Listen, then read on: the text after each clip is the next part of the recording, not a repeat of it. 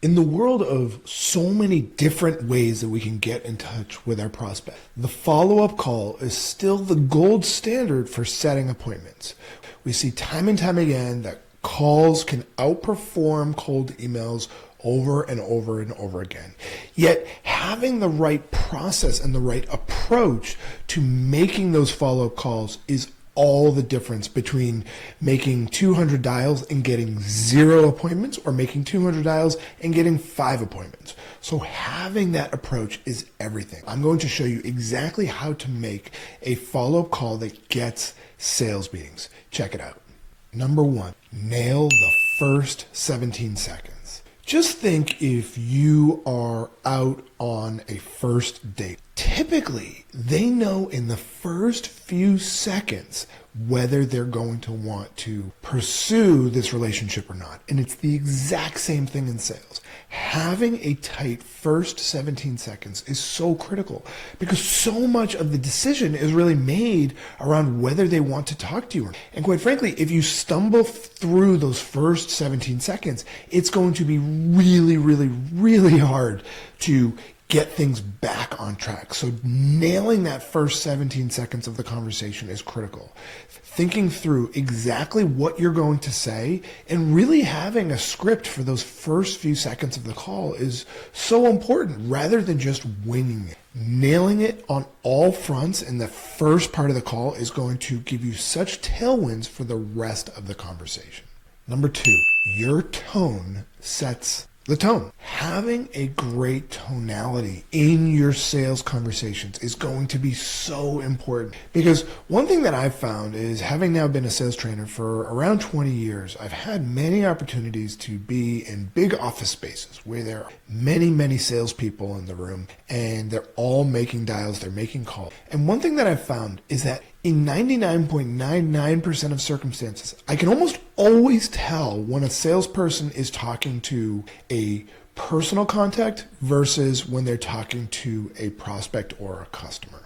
It's amazing when that same salesperson is talking to their wife or their mom or their kids. Immediately, they're just talking like a normal person. They're just speaking in a normal tonality. But as soon as they're talking to a prospect or a customer, immediately the intonation goes up, the volume goes up, the intensity goes up, the excitement goes up. And so instead, it sounds much more salesy. It sounds like, "Hey, how are you doing today? Great to hear from you. I'm really excited to share with you."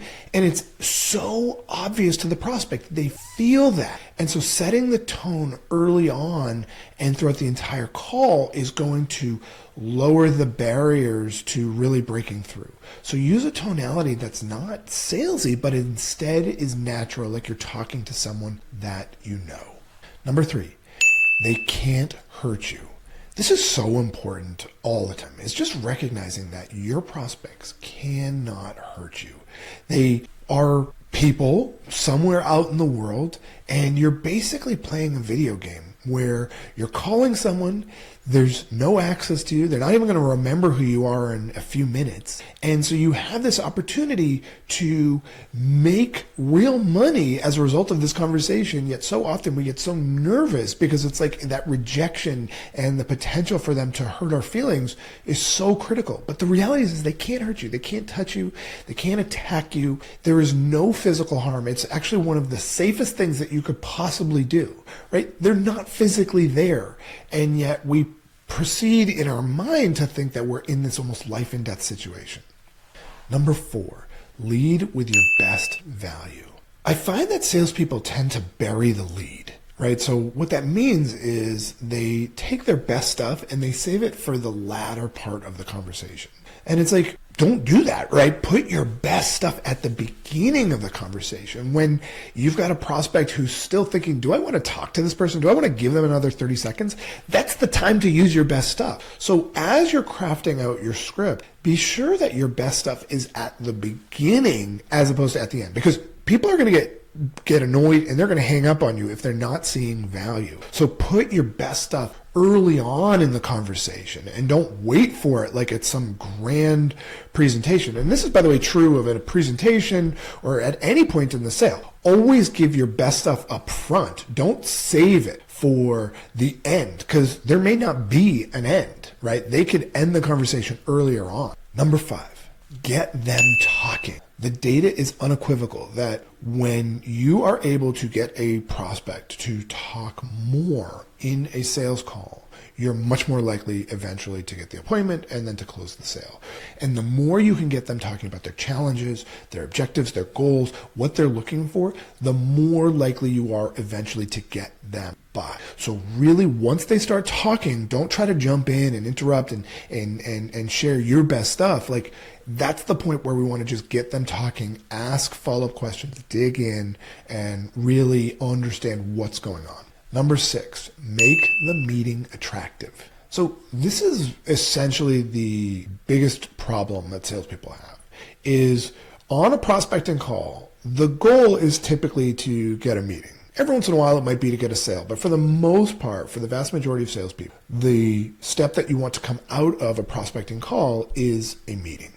And the reality is that people don't want meetings with salespeople. That's not like a naturally attractive proposition, right? Look at timeshares. They're literally giving away an entire vacation to a couple to come in for a 1-hour sales meeting or a sales pitch, right? It's like, that's the calculus that they've done, where they're like, we're going to literally give you a vacation for hundreds and hundreds of dollars in order to get you to come in and listen to our sales pitch, right? That's how unattractive a sales meeting is to prospects. And that's true in any situation, whether you're selling software, real estate, whatever. It's like, no one really wants to meet with a salesperson. So what we have to do is we have to make that meeting attractive. You have to give them a reason to want to meet with you in the first place. And so it's not attractive to them to just say something like, hey, I'd love to learn more about what you're up to and show you what we do. Instead, it's like, how can you package that next meeting in a way that really is attractive, right? Things like sharing best practices or showing them examples of exactly how they can accomplish XYZ or whatever it is. But like, really think about how you're going to make that next step, which is typically a meeting, more attractive. So that way they're more likely to say yes, rather than just say, hey, I'd love to have another conversation, right? No one wants to have another conversation. Number 7, find the balance between calm and pushy. So this is really a kind of like never-ending tension, where great prospecting calls, when we listen to them, they have to be calm, right? You have to be calm. You have to be kind of not super crazy intense, right? Because that's immediately going to turn the prospect off. But at the same time, you have to be strong and pushy enough to get them to that next step. And so you've got to kind of find that balance in a follow-up call between calm and then at the same time really holding their feet to the fire to get that next step in place. So we want to really have a kind of cool tonality, but at the same time, we really want to be firm about going for that next step. And so dialing that piece in is really a huge part to becoming ultimately successful in prospecting calls. So there is how to make a follow-up call that gets sales meetings. And if you enjoyed this video, then I have an amazing free training on the step-by-step formula to closing more deals.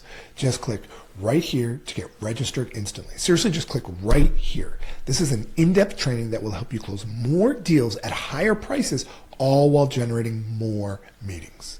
Also, if you got some value, please like this video below on YouTube and be sure to subscribe to my channel by clicking my face, which should be right about here, to get access to a new video just like this one each week.